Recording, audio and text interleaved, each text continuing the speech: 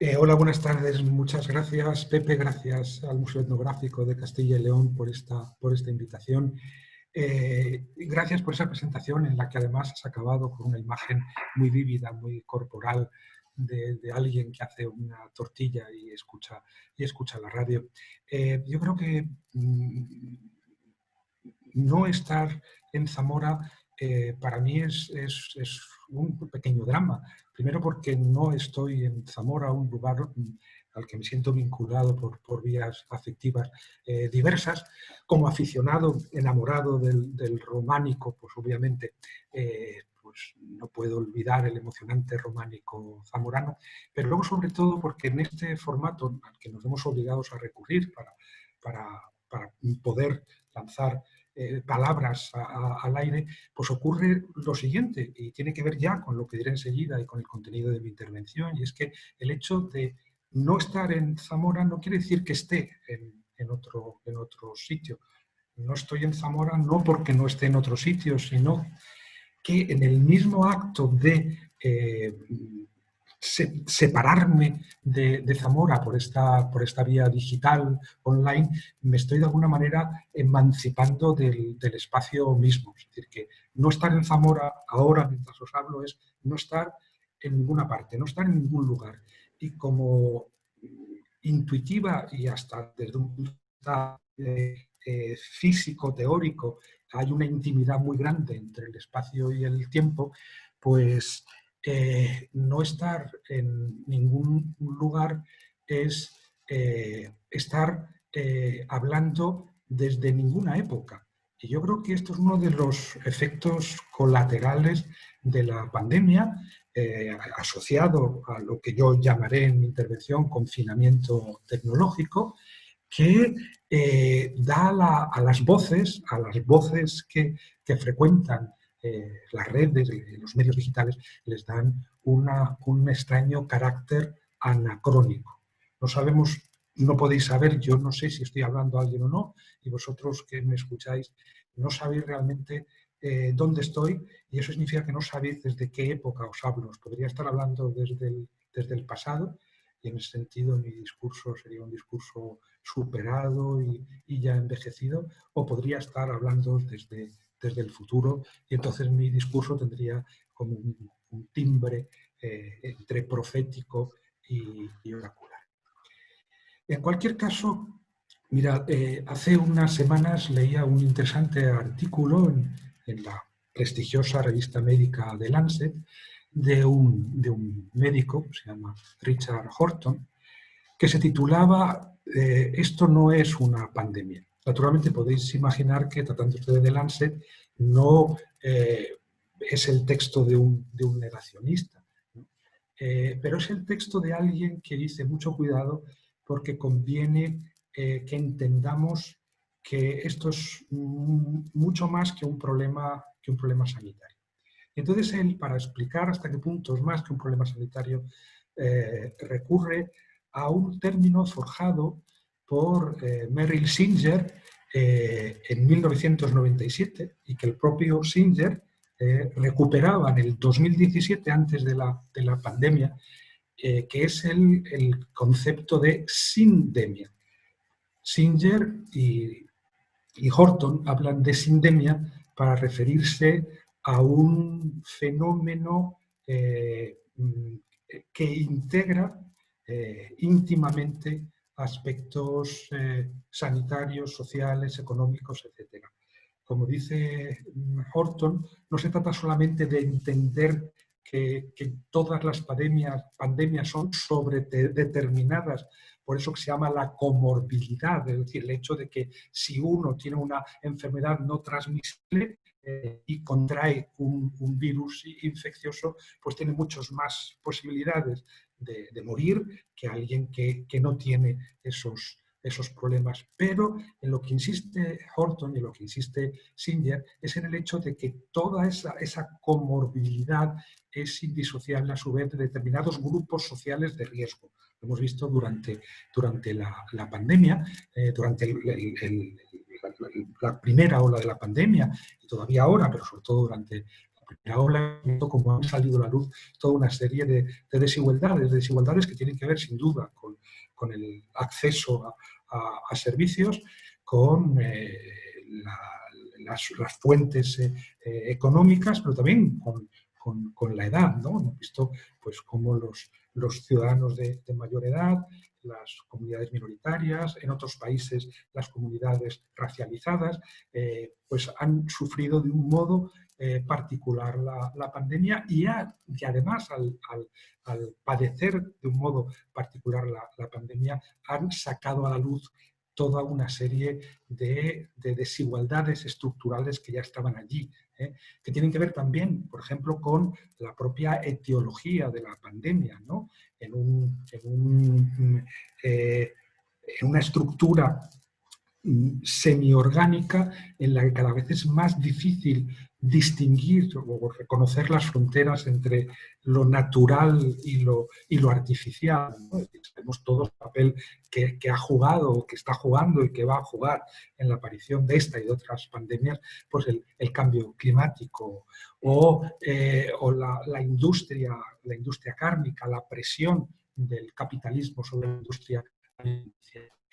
Bueno, pues ese concepto de sindemia yo creo que es más útil que el de pandemia para entender a qué nos estamos enfrentando y cómo podemos hacer frente. Horton, en su artículo hace unas semanas, acababa recordando que la importancia de aceptar el concepto de sindemia es inseparable también de la introducción de una cierta esperanza. Él dice, al final de su artículo, dice, agregaría una ventaja más, se refiere al concepto de sindemia. Nuestras sociedades necesitan esperanza. La crisis económica que avanza hacia nosotros no se resolverá con un fármaco ni con una vacuna. Se necesita nada menos que un reavivamiento nacional y colectivo. Acercarse a la COVID-19 como una sindemia invitará a una visión más amplia que abarque la educación, el empleo, la vivienda, la alimentación y el medio ambiente. Ver la COVID solo como una pandemia excluye un prospecto tan amplio, pero necesario. Creo que para entender por qué precisamente un sistema que lo pone todo constantemente en relación y que, como veremos después, ya no tiene de algún modo exterioridad, es necesario explicar por qué precisamente ese sistema necesita contarse las cosas a sí mismos como si realmente el problema fuera estrictamente sanitario y la solución fuera, por tanto, una solución estrictamente médica. Y para esto creo que es muy necesario que entendamos que en el concepto de sindemia hay que introducir, junto a los elementos económicos o sociales o climáticos, y como resumen de todos ellos, algo que yo llamaría una vertiente civilizacional. Yo creo que es muy importante saber en qué tipo de civilización, en qué civilización ha aparecido la pandemia, la COVID. Y eso implica, naturalmente, no olvidarse de ninguno de los otros factores, sino integrarlos en eso que podemos llamar civilización, como un conjunto sistemático de procedimientos, conductas, valores, imágenes, relaciones, etcétera, que se justifican a sí mismos a través de la participación de la mayor parte de los sujetos que forman parte de esa civilización.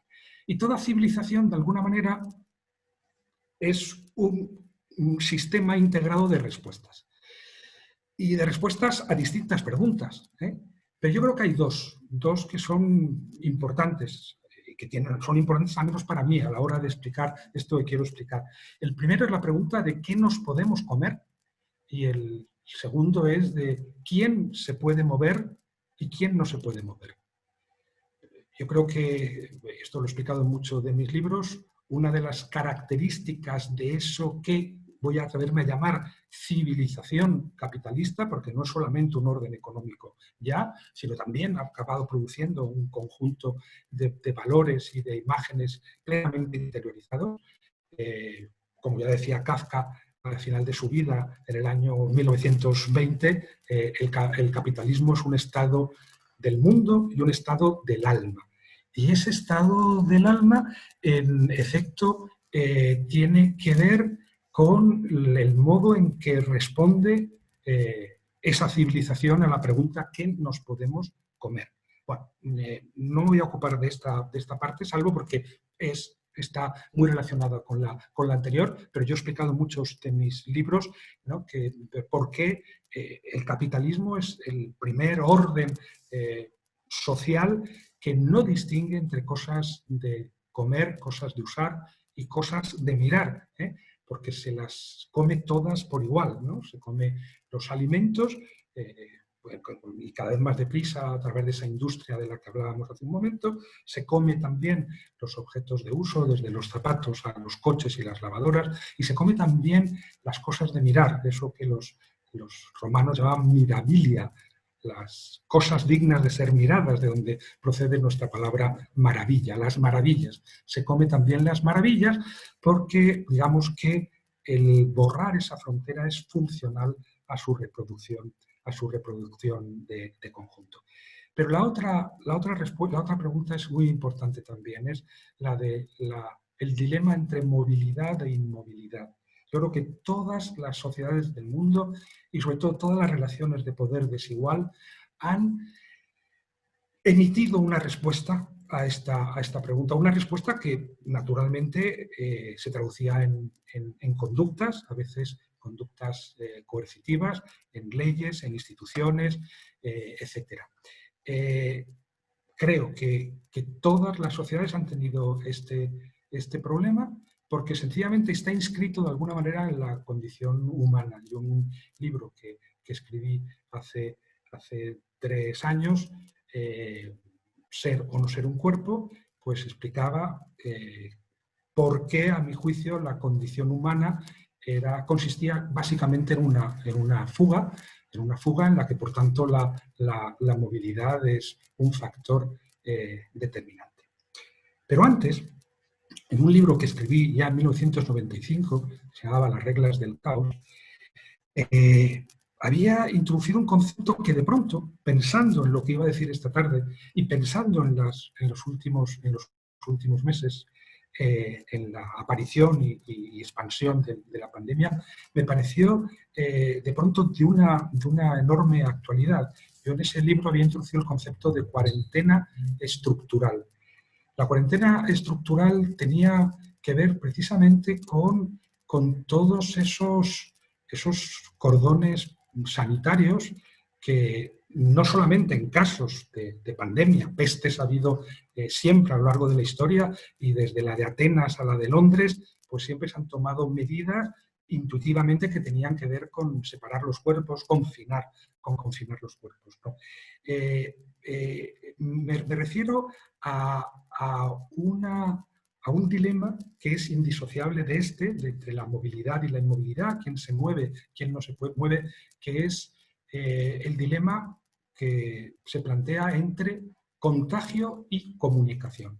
Digamos que a lo largo de la historia, pues los seres humanos se han movido entre estas dos tentaciones. Todo esto es contar como un relato y casi como un mito, lo que exigiría muchas horas y muchas páginas contar en detalle, pero podríamos pues, elaborar un relato en el que los seres humanos en este dilema movilidad-inmovilidad tuviesen que resolver un dilema aparejado o concomitante, que es el dilema entre el contagio y la comunicación.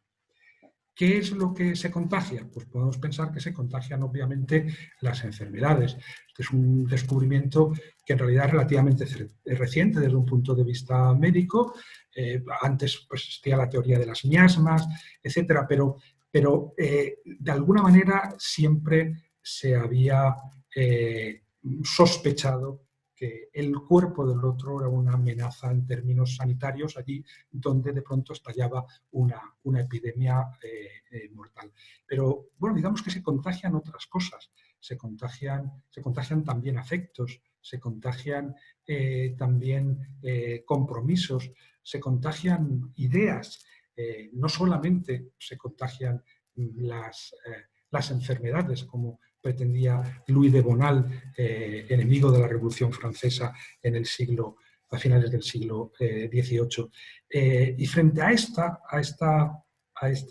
contagio, que tiene que ver con lo que hacen los cuerpos los unos con los otros, está la comunicación, que es, digamos, una defensa frente al contagio, ¿no?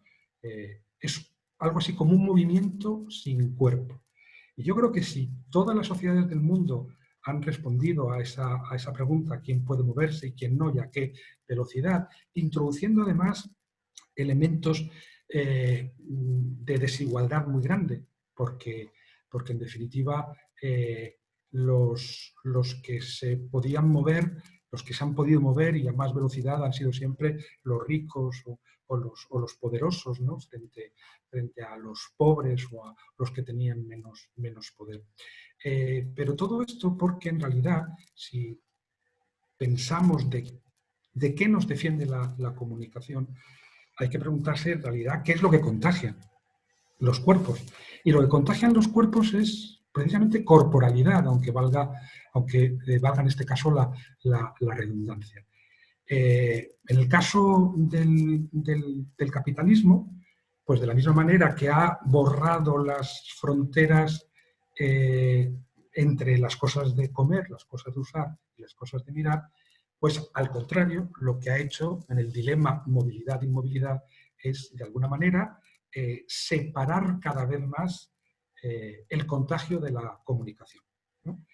La comunicación es, como digo, un movimiento y por lo tanto ha tenido que ir haciendo desaparecer, volatilizando los cuerpos a lo largo de una historia que ya tiene por lo menos cinco siglos y que podemos datar pues cuyo comienzo podemos datar quizá en la conquista de América. En todo caso, digo, si nos fijamos en el capitalismo, nos encontramos con que hay a creciente velocidad, es necesario al mismo tiempo que se muevan muy deprisa las mercancías, que se muevan muy deprisa las operaciones financieras, que se muevan muy deprisa en determinadas condiciones las imágenes corporales, por ejemplo, a través del viaje turístico, del ocio masificado, etc. Y por otro lado, hay que protegerse del cuerpo y de todas sus amenazas, que no son solo sanitarias, como veremos enseguida. En todo caso, esa decisión, ya digo, introduce desigualdad. Y es la desigualdad la que, a su vez, sobredetermina la adquisición mayor o menor de un cuerpo. Si pensamos tradicionalmente en relaciones de poder desiguales, que algunas han sobrevivido dentro del capitalismo y otras no, pues sabemos perfectamente que lo que caracterizaba al esclavo antiguo, al obrero fabril de la Revolución Industrial inglesa o sencillamente a las mujeres a lo largo de la mayor parte de la historia, es que se movían mucho menos que los hombres libres, en el caso de la esclavitud, los dueños de las fábricas o los hombres en el caso del... Así que hay una relación muy clara entre inmovilidad y corporalidad. En el mundo sublunar, sabemos que en el mundo supralunar, pues Dios es ese motor inmóvil y los mandarines chinos se exhibían en sus tronos completamente inmóviles porque la inmovilidad del poder era la inversión celeste de las reglas que dominaban el mundo sublunar. En el mundo sublunar, los que no se movían tenían más cuerpo que los que se movían. Y eso, pues en el capitalismo ha adquirido una importancia decisiva, ¿no?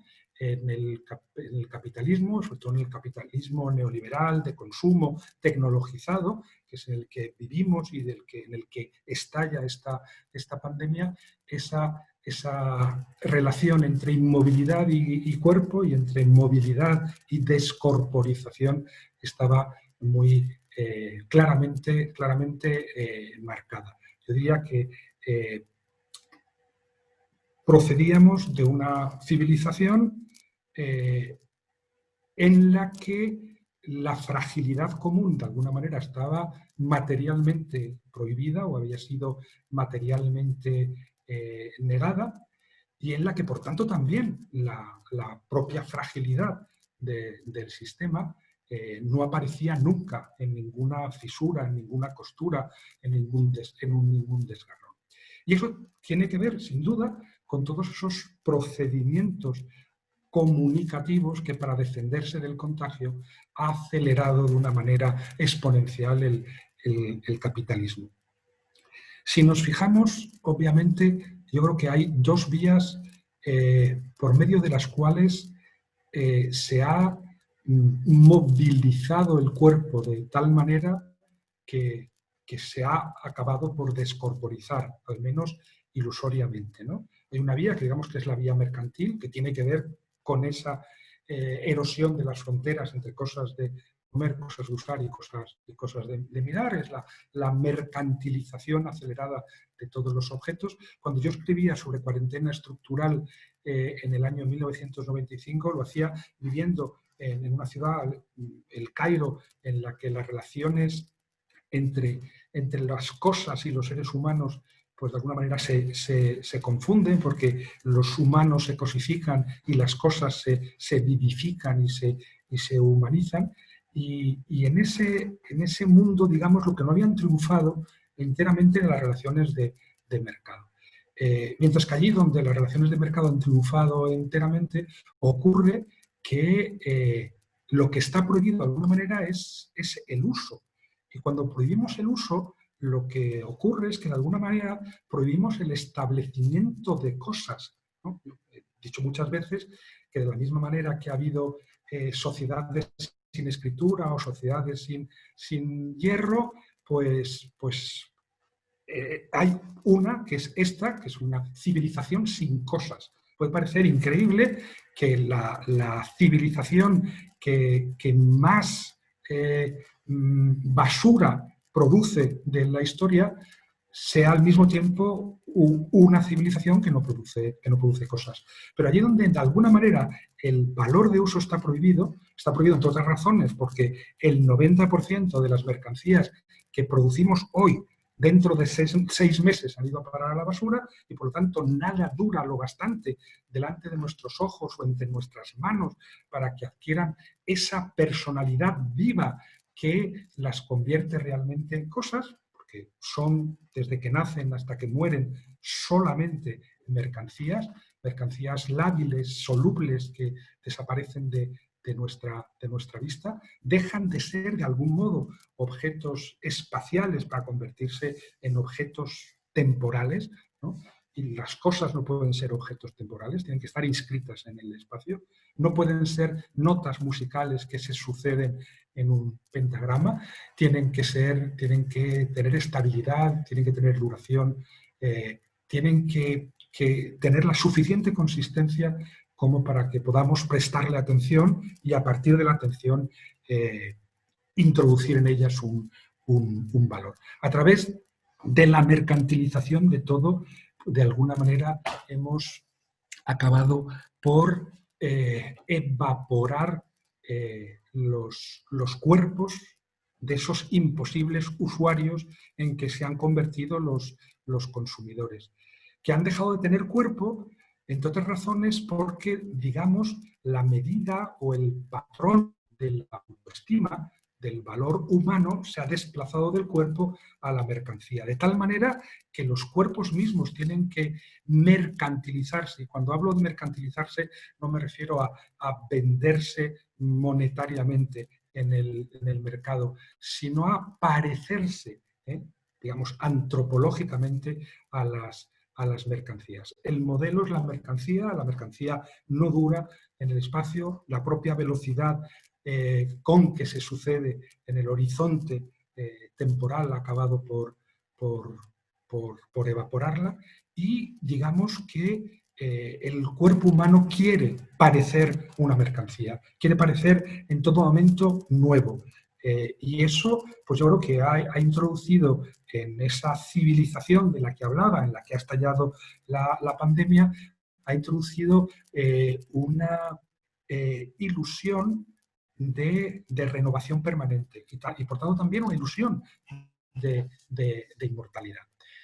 Pero no solamente lo ha hecho a través de la mercantilización, sino que esa mercantilización, en el caso del capitalismo, ha ido acompañada como de una necesidad íntima de la creciente tecnologización, ¿no? De la permanente innovación tecnológica. Yo no creo que la tecnología haya sido nunca una pura función económica de los distintos órdenes económicos o sociedades que se han sucedido a lo largo de la historia.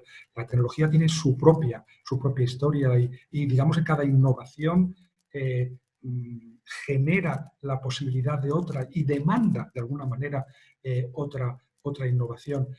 Así que digamos que si es la velocidad del movimiento la que de alguna manera descorporiza las criaturas, pues hay que decir que la tecnología tiene su propio vector íntimo de velocidad y en consecuencia hay algo así como una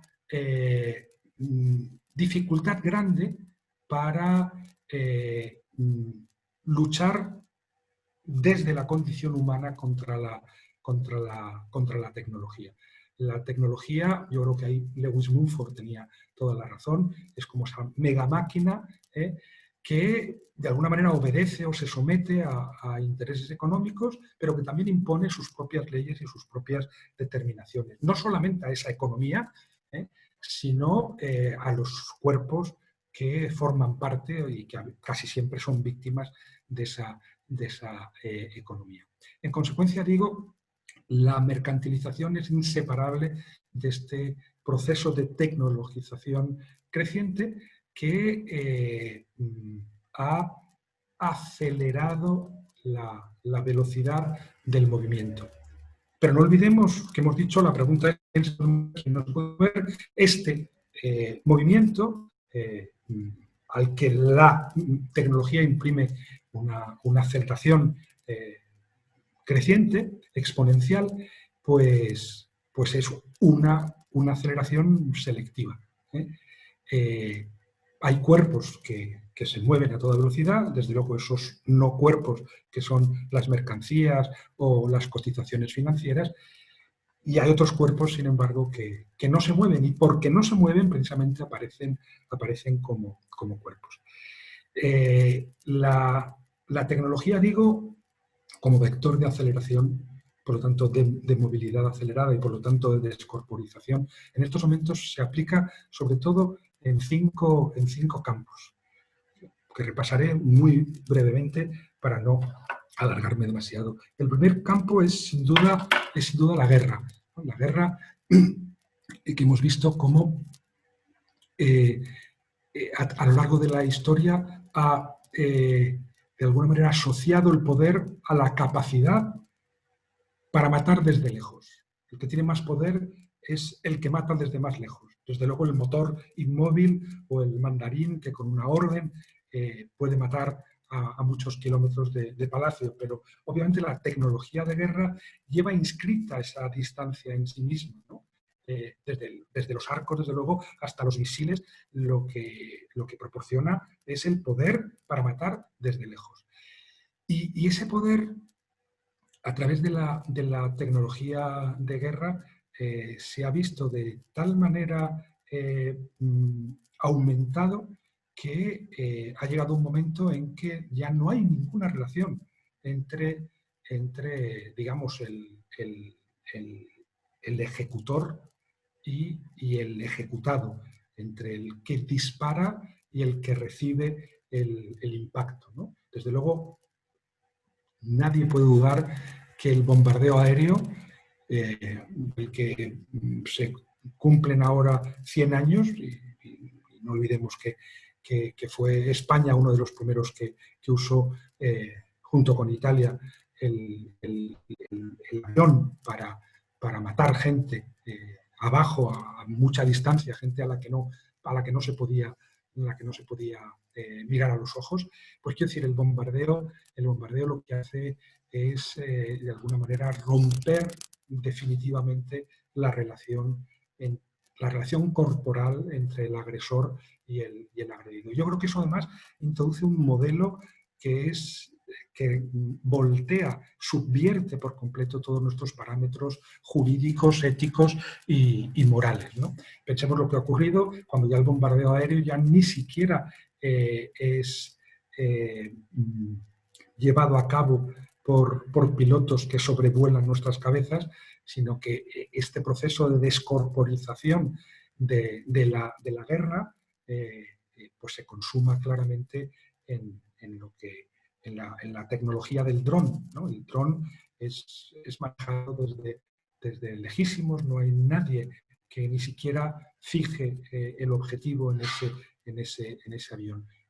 Quien nos mata de alguna manera es Dios, es la atmósfera, son los elementos meteorológicos. Y abajo, pues los cuerpos desde el primer momento son contemplados como obstáculos o como residuos. No hay ni siquiera un proceso previo de deshumanización, que es lo que caracteriza, digamos, a todas las relaciones de poder desigual clásicos, incluso todas las relaciones de exterminio clásicas. Y yo incluiría aquí a Auschwitz, ¿no? Basta leer a Primo Levi para entender que en los campos de concentración había, junto a una labor de exterminio, una labor de deshumanización del cuerpo. Para suprimir ese cuerpo previamente había que deshumanizarlo y por lo tanto los judíos eran insectos. El bombardeo aéreo nos introduce en un modelo completamente distinto en el que en cualquier caso, como digo, el cuerpo ha desaparecido, el cuerpo del agresor, porque ya nadie bombardea, son los aviones solos los que bombardean y en el suelo, en la tierra, desaparece el cuerpo porque el cuerpo nunca ha sido contemplado como un cuerpo, siempre ha sido contemplado como un residuo. La segunda aplicación de la tecnología son las finanzas, ¿no? Todos sabemos este proceso de desmaterialización de la producción. Sabemos que de la crisis del 2008 tiene que ver, en efecto, con la desmaterialización de la economía y con su concentración en el ámbito de las finanzas, donde son algoritmos computerizados los que de alguna manera deciden operaciones, la mayor parte de las cuales son de último minuto. No sé si son el 80 o el 90% de las operaciones se hacen en décimas de segundo. Eso no lo puede hacer ningún cuerpo, eso lo hacen por lo tanto algoritmos, detrás de los cuales, no lo olvidemos, hay siempre pues los algoritmos son más que razonamientos automatizados que olvidan el cuerpo con todos sus sesgos ideológicos que los introdujo. Pero en cualquier caso, digamos que todas las operaciones financieras, y en parte eso tiene relación con la crisis del 2008 y tiene que ver con la crisis que estamos viviendo hoy, son operaciones algorítmicas en las que no intervienen los cuerpos. Ya, yo siempre lo cuento, ¿no? Ya en los parquet de las bolsas del mundo ya no hay broker como en los años 80 y 90 excitados tratando de reproducir con sus manos la velocidad de las operaciones, ¿no? Estos cuerpos estresados que no son suficientemente rápidos para atender las demandas del mercado, y esos han desaparecido ya de los parquet de las bolsas del mundo porque las operaciones financieras se hacen de alguna manera solas, y a través de algoritmos que además, pues como decía uno de los responsables de la crisis, Chaim Bodak, pues son algoritmos que no conocen ni siquiera los que se benefician de ellos. Por lo tanto, hay una descorporización que es inseparable de una opacidad creciente de los poderes económicos. El tercer campo de aplicación es el control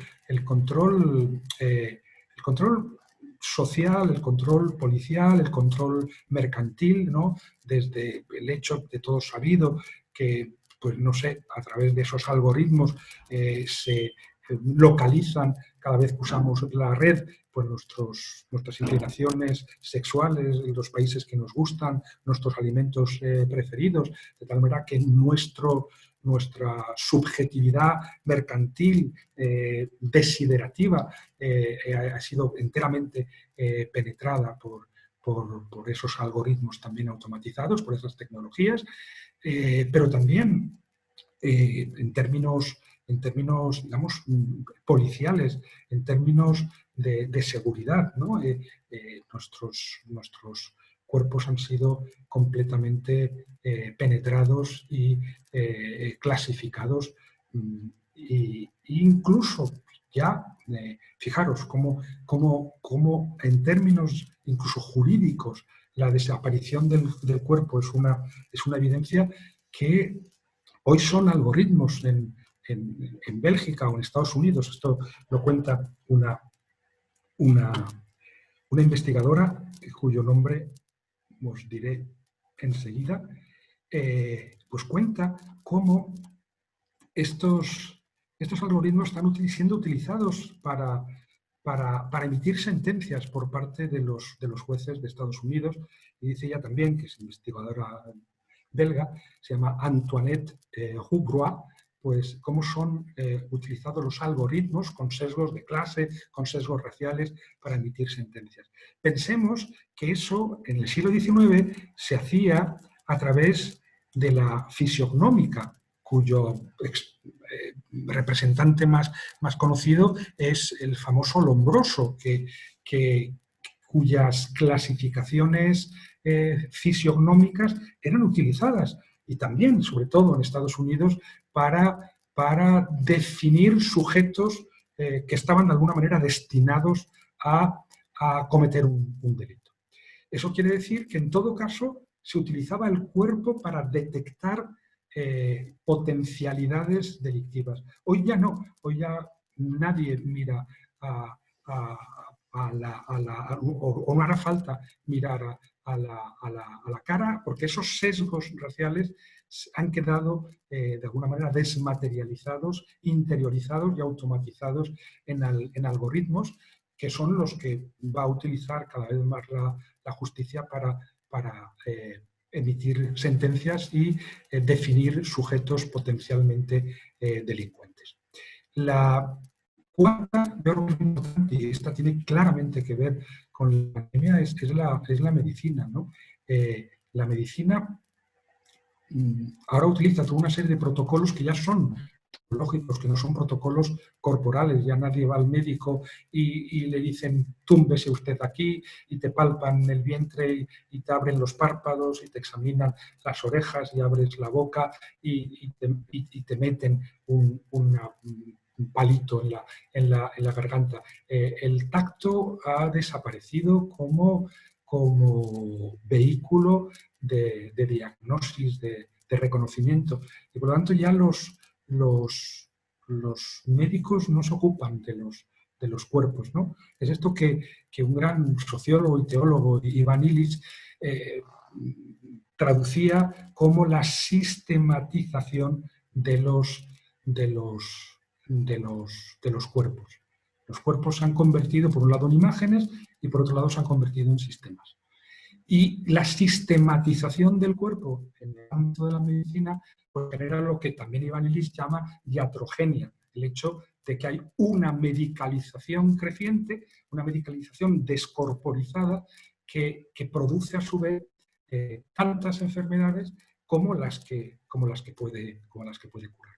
Y luego el último ámbito yo creo que es muy importante, que es el ámbito del ocio a través de las llamadas tecnologías de la comunicación.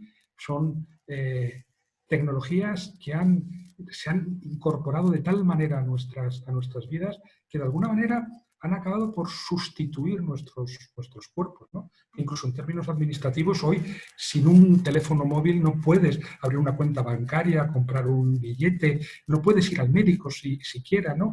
Y el teléfono móvil lo que tiene en su interior es algo así como nuestro verdadero órgano, ¿eh? Es una estructura orgánica, no es un instrumento ni es una herramienta, es más bien un órgano como el riñón, de tal manera que su sola existencia en nuestras vidas, de alguna manera, niega nuestra libertad, salvo en su expresión más heroica, ¿no? O sea, desconectarse de la red tiene algo que ver con el hecho de desconectar a un pariente de la respiración asistida, algo así como practicar una eutanasia. Ha habido un desplazamiento a través del ocio también, del eje del cuerpo como eje antropológico. A través de eso, que Bernard Stiegler, un gran filósofo francés recientemente fallecido, llamaba la proletarización del ocio. Yo creo que uno de los acontecimientos más importantes que se ha producido en las últimas décadas es este desplazamiento de la explotación económica del tiempo del trabajo a la explotación económica del tiempo libre. Y proletarización del ocio quiere decir que de la misma manera que como trabajadores no somos dueños de nuestros medios de producción, como ociosos, como consumidores ociosos, no somos dueños de nuestro tiempo de ocio, de nuestro tiempo de recreación. Y eso tiene consecuencias tremendas, ¿no? Nuestro ocio ha sido puesto finalmente en manos de la así llamada industria del entretenimiento, que impide el aburrimiento, como digamos la mercantilización prohíbe el don y el regalo.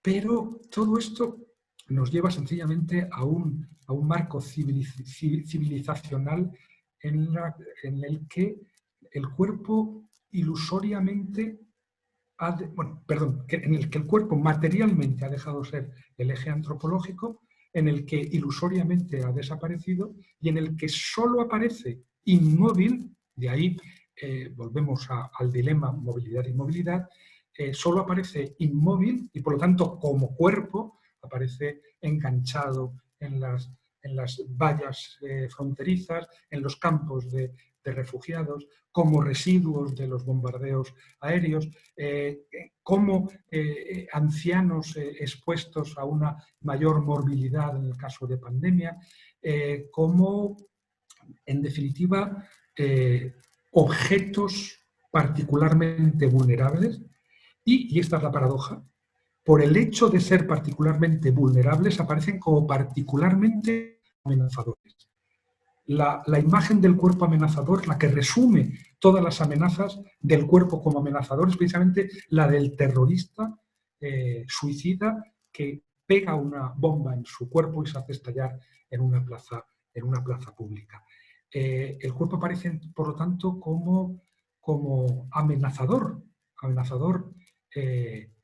como un obstáculo y como, si se quiere, como un excedente, como algo que sobra, que incomoda, que no sirve ya para nada y que solo aparece en la forma de dolor, en la forma de hambre, en la forma de envejecimiento, en la forma, en definitiva, de todas aquellas cosas que ilusoriamente en nuestra civilización han quedado suprimidas. Y esto, naturalmente, pues en el caso de la pandemia, pues ha tenido consecuencias, yo creo que muy desconcertantes, porque han revelado la fragilidad común en una civilización que nos había prometido la inmortalidad y en la que los cuerpos solo aparecían bajo una forma sombría o amenazadora. ¿Quiénes tenían cuerpos? Los refugiados, los inmigrantes, los terroristas.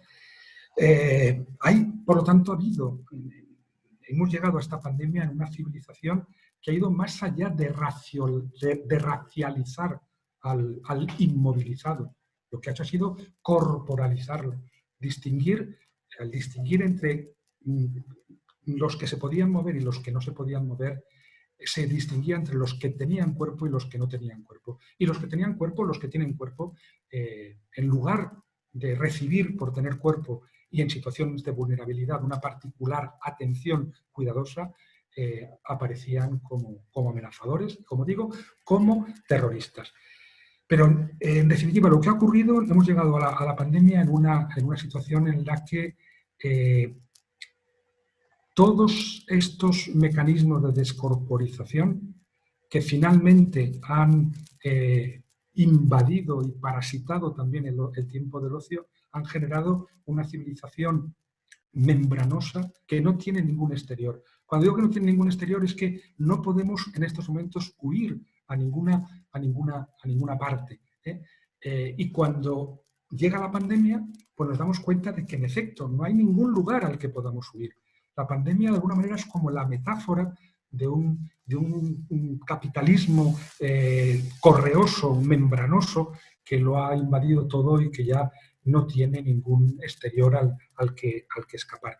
Y eso se traduce en el hecho de que cuando llega la pandemia, y lo hemos visto cómo se ha planteado en términos la economía o la vida, ¿no? La bolsa o la vida. Ha sido un poco, ha habido países que han optado por proteger más la vida, otros que han optado por proteger más la economía, y en cualquier caso, ese dilema que ha revelado el capitalismo tiene que ver con este dilema. ¿Quién se mueve y quién no? El capitalismo creía haberlo resuelto, impidiendo que se movieran pues los refugiados, los inmigrantes, etcétera, pero y al mismo tiempo desarrollando tecnologías de la comunicación que permitían movimientos sin cuerpo. Hemos llegado a la pandemia de alguna manera ya confinados tecnológicamente. Confinados tecnológicamente quiere decir confinados en un movimiento perpetuo sin cuerpo. Y ahora la pandemia lo que ha hecho es dar una oportunidad, una nueva oportunidad para cerrar esa civilización. Pero toda crisis es decisión, como indica su propia etimología, y al mismo tiempo es kairos. Kairos quiere decir es una oportunidad, pero una oportunidad, decía al principio Horton, ¿no? Es una oportunidad para que al interpretar la pandemia como sindemia seamos capaces de vincular todos estos factores y darles un tratamiento que no sea solamente médico. Pero es una oportunidad también, por un lado económica, como hemos visto, para Silicon Valley y todas las empresas tecnológicas, que son las que realmente están haciendo dinero durante esta crisis sanitaria. Es una oportunidad en términos antropológicos para ese cierre categorial del confinamiento tecnológico del que veníamos y cuya expresión menor, y en cualquier caso espero que benigna, es esta charla que estoy dando sin saber a quién, no sé si desde el pasado o desde el futuro, desde este confinamiento tecnológico que solo podemos abordar con alguna esperanza, recuperando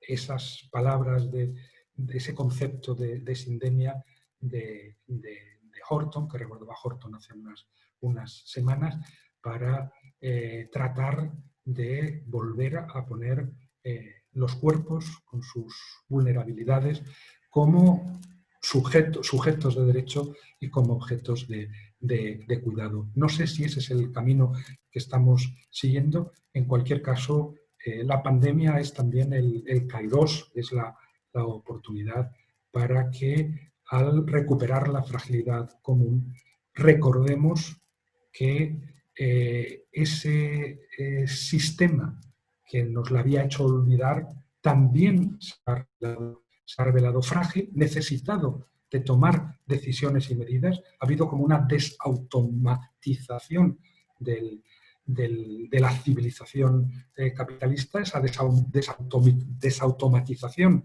se ha llenado inmediatamente de decisiones, algunas más o menos buenas, algunas francamente malas, y creo que en estos momentos de cómo utilicemos ese kairos, pues depende que en términos políticos la salida de la crisis sanitaria sea más democrática o más autoritaria, y en términos antropológicos para que realmente los cuerpos dejen de ser amenazadores y a partir de ellos se construya un nuevo contrato social global. Gracias.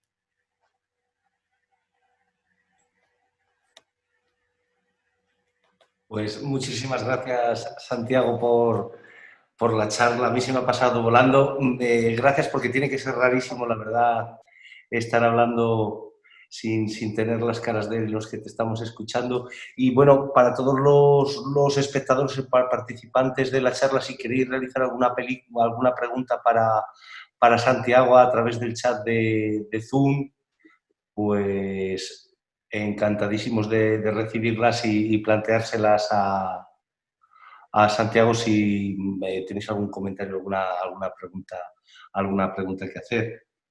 Yo, mientras tanto, Santiago, te quería simplemente lanzar una preguntilla. Un poco en el horizonte que nos planteamos, de la crisis o el kairos,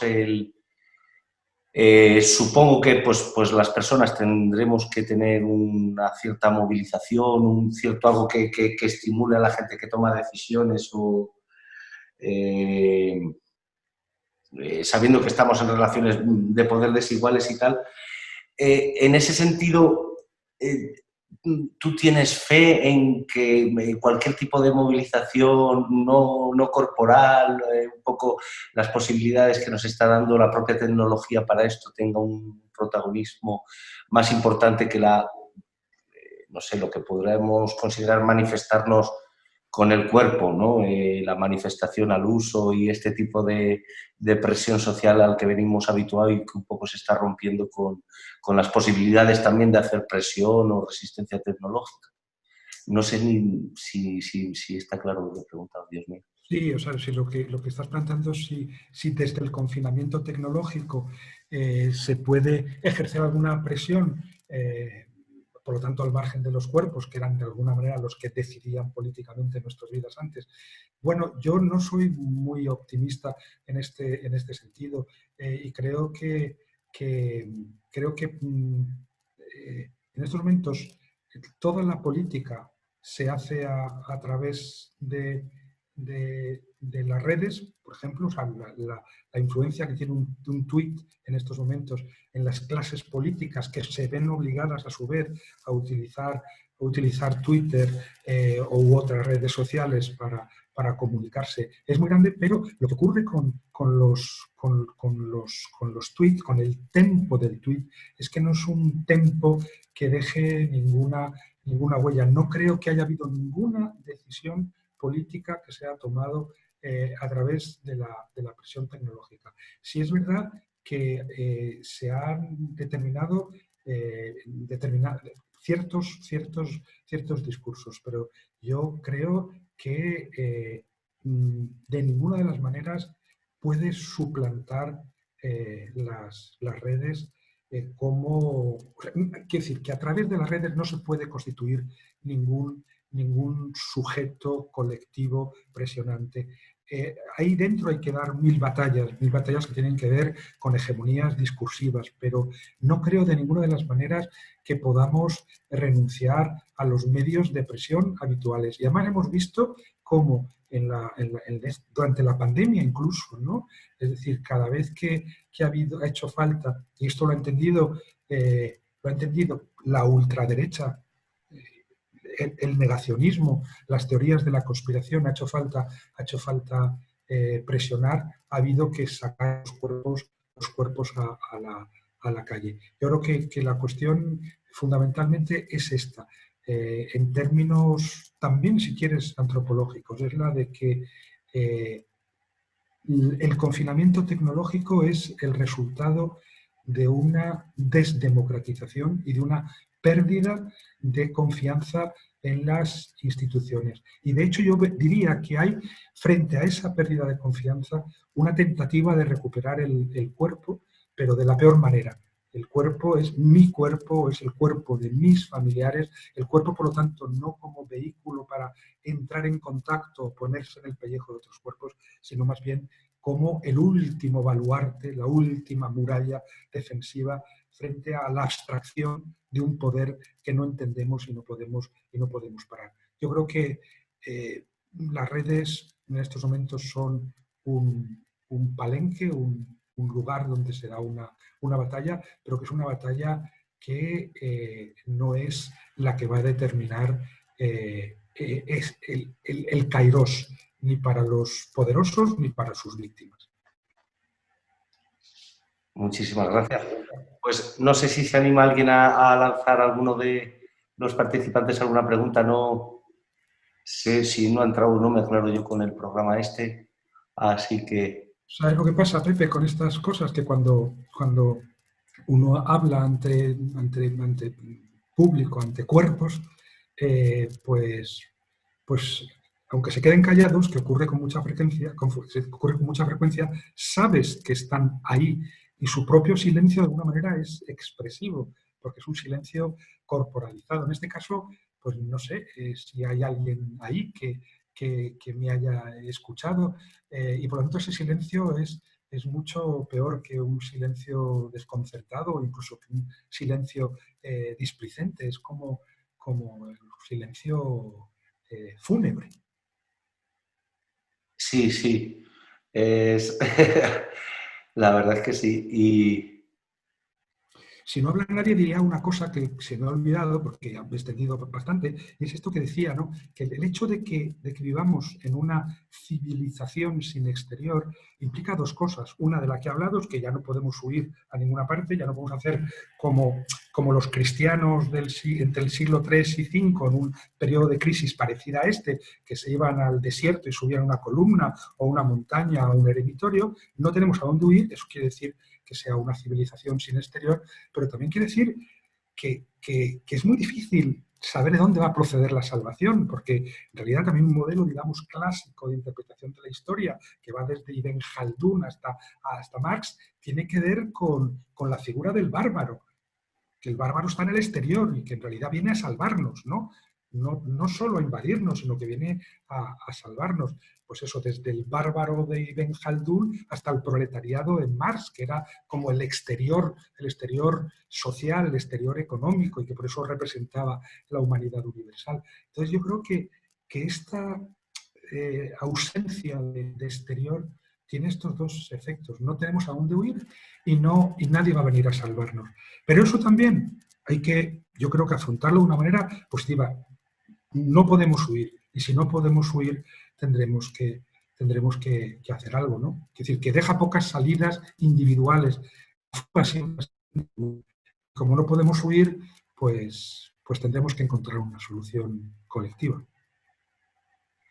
Pues ojalá que nos llegue esa sensibilidad y vislumbrar esa necesidad de lo colectivo a todos.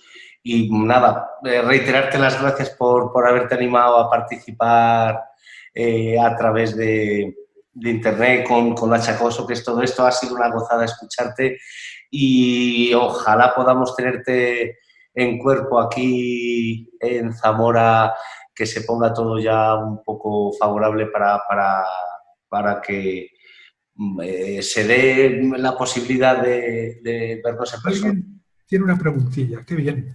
¡Ole! La estás leyendo tú también, ¿no?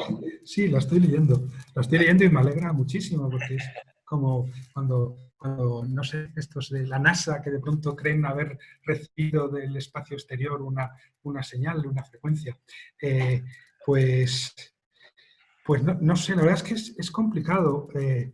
Hay alguien al otro lado, eso me conforta muchísimo.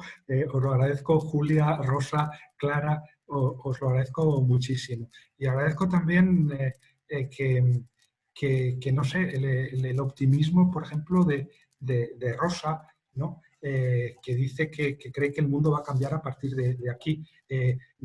Yo creo que el optimismo es tan performativo como el pesimismo, que no me canso de citar en Argentina hace unos años bajo la dictadura: dejemos el pesimismo para tiempos mejores.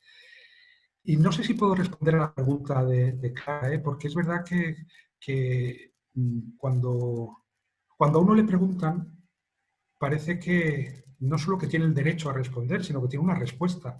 Y yo quizá no tengo una respuesta a esa pregunta. Si hay alguna táctica para resistir al encierro tecnológico sin aislarnos aún más. Pero yo creo que más que tácticas hemos visto que la propia necesidad de atender cuerpos frágiles ha puesto en marcha muchísimos vínculos que no son vínculos institucionalizados, pero que son vínculos que han servido para sostener, como ha ocurrido siempre a lo largo de la historia de momentos de crisis, para sostener desde abajo los cuerpos y sus relaciones, desde los sanitarios hasta los piquetes que se han organizado en los barrios para dar de comer a ancianos o a personas confinadas. El otro día, Isaac Rosa, en un artículo del diario .es, recordaba algunas de estas figuras diciendo: voy a escribir un artículo optimista. Yo sé que todo va mal, pero voy a escribir un artículo optimista. El artículo optimista sencillamente consistía en recordar en todas aquellas personas que, a sabiendas de que el mundo estaba mal, sin embargo, pues intervienen en él con un optimismo, si quiere, fáctico, ¿no? No hace falta ser optimista. Allí donde no se puede huir y donde los cuerpos están de pronto desnudos y son vulnerables, creo que los cuerpos mismos son una demanda que, como hasta ahora no los teníamos presente, salvo de manera amenazadora, y ahora de pronto los cuerpos somos nosotros. Yo creo que esa es la gran novedad. Ahora los cuerpos somos nosotros, ya no son los refugiados, o el terrorista, o el inmigrante, o el enfermo que no tiene nada que ver con nosotros, o el anciano en la residencia. Ahora somos nosotros los cuerpos. Yo creo que en esa corporalidad recuperada, junto a la vertiente amenazadora que se mantiene, está la otra vertiente, la de demanda de atención. Y yo creo que hay mucha gente, como ha ocurrido a lo largo de todas las crisis de la historia, que está respondiendo a esa demanda. Ahora lo que hace falta es que esa respuesta se organice de tal manera que nuestras instituciones respondan, porque lo que no podemos es sostener heroicamente en pie el mundo. Yo siempre he dicho, una frase un poco cursi, que el amor no construye el mundo, pero lo sostiene. Y necesitamos un amor que no solamente sostenga el mundo, sino que lo construya también. Y para eso necesitamos, sin duda, que esas respuestas a las demandas de los cuerpos repentinamente vulnerables se articulen, se colectivicen y se institucionalicen de algún modo.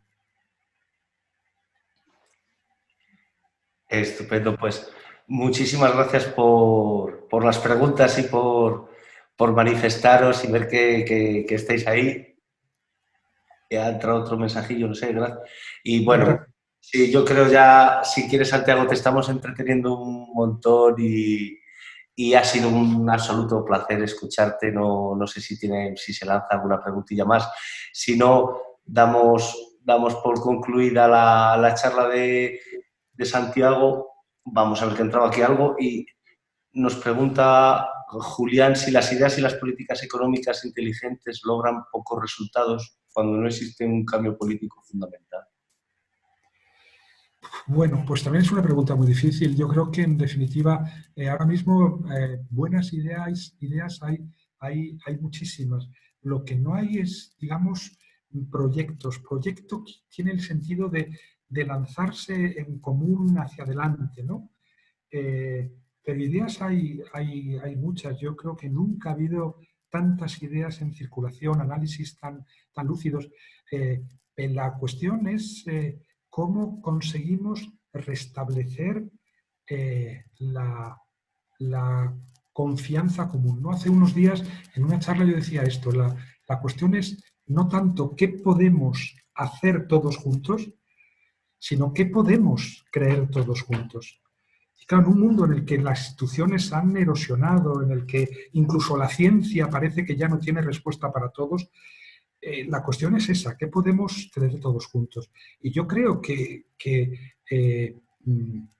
la condición y al mismo tiempo la garantía de un cambio de un cambio político, pasa sin duda por por la reclamación de los cuerpos vulnerables en primer plano, por los cuerpos ya no pueden ser la retaguardia, tienen que ser la vanguardia, también en términos de visibilidad y de discurso. Yo creo que sí que hay muchos buenos análisis, muchos discursos que se hacen en ese sentido, desde el feminismo de los cuidados, desde la ecología. Y bueno, pues es verdad que en el confinamiento tecnológico no va a ser fácil sacudirse la ventaja que nos llevan los poderosos, la ventaja que nos llevan las empresas tecnológicas, pero creo que en efecto, bueno, a mí ya me ha alegrado mucho ver que ahí al otro lado había alguien que no era un puro fantasma, como decías antes, Pepe, antes de empezar, y que hay voces como la mía que no se sabe entre el oleaje, no se sabe dónde están, pero que mandan mensajes, y detrás de esos mensajes hay cuerpos. Estupendo, estupendo. Pues nos están dando el feedback, iba a decir que es una palabra horrorosa, ¿no? De tal, y hay que recuperar los cuerpos, nos tenemos que reagrupar. Nosotros aquí en el museo estamos deseando intentar poder volver a hacer cosas que nos reagrupen y que podamos hablar y plantearnos cosas en común, un poco qué es lo que nos gusta, pero bueno, ante la imposibilidad de hacerlo, pues tener la oportunidad de hablar con personas como tú y tal, pues pese al sucedáneo incorpóreo, ha sido un placer absoluto, Santiago, y nada, te mandamos un abrazo desde Zamora y esperamos que sigáis bien por allá por Túnez, que ya compartís con nosotros esto del toque de queda y esto de que sigáis muy bien. Muchas gracias a todos los que habéis participado y bueno, esto se cortará de sopetón porque nos dijo Edu, el chico que lo maneja, que hace un corte abrupto. Emplazaros para el próximo día 12 de noviembre con la siguiente charla de Fernando Broncano, Conocimiento, Ignorancia y Debate Público en tiempo de pandemia, que Fernando también es una gozada escucharlo y seguro que nos inspira un montón y aprendemos muchísimo. Santiago, un abrazo muy, muy grande y muchísimas gracias. Gracias a vosotros y muchos abrazos para todos los que habéis aguantado esta charla desde no se sabe qué época de la historia. Muchísimas gracias.